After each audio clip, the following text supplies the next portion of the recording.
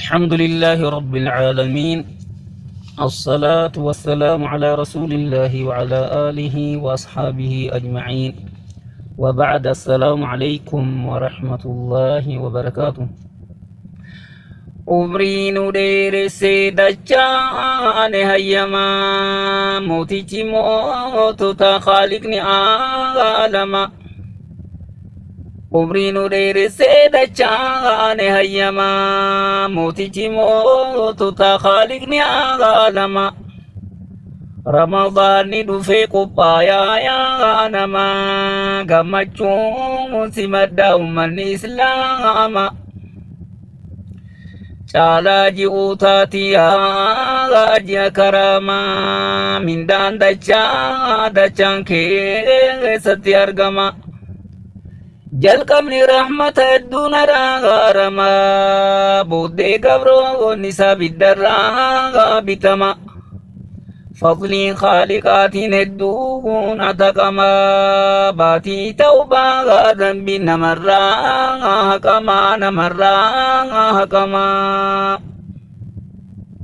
Ulaawwan jannataa hunduu ni banama hawaasni baay'ate rabbiif masaqama.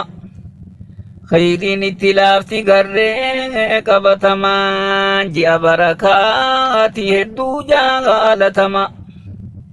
Gara waliif lafa makluuqni ilmaan namaa waliif sadaqataa toltutti wal waama. Mootii isaa gabbara qalbiidhaa fi qaamaan tajaannataan seenu barbaada iqaama. Abbaa fedhe rabbiin itti araarama. Umrii nu dheeresse dachaane hayyamaa mootichi mootota khaliqni aalama. Umrii nu dheeresse dachaane hayyamaa mootichi mootota khaliqni aalama. Waggaa tokko godhee baatii 12 takka nu ajaje soommanuun dirqama. Shanan keessaa tokko arkaana islaamaa baatiin kana keessa hunduu ni argama. Zakaan ni baafama umraan ni ajjama tokkichummaan isaa keessa qarrarama. اللهم لبيك لا شريك لبيك جرما. اللهم لبيك لا شريك لبيك جرما. كلامني خالقك سكرما ترى يوني أكان الكندا أبتما. جيتي جيرمتي onneen ilmaan namaa galmeen shaqaa ummaa heddurraa kaafama. Sa'iidummaaf taqwaan rabbirraa laatamaaf mudabbirul amri khaliqni aalama. Oliif gadi oofaa lubbuu ilmaan namaa gannadhaa abiyyeedhaan qalbiidhaa fi qaama.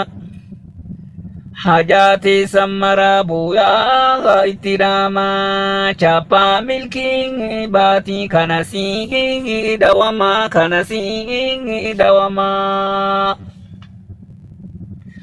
Obboleeyyan kan koo waa isinii dhaama.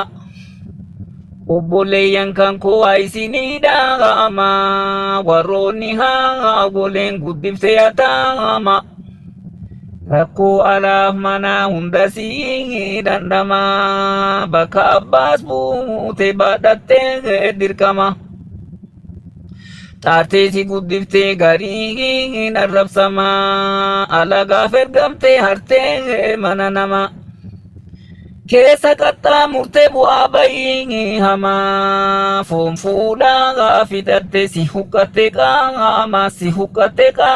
qaamaan.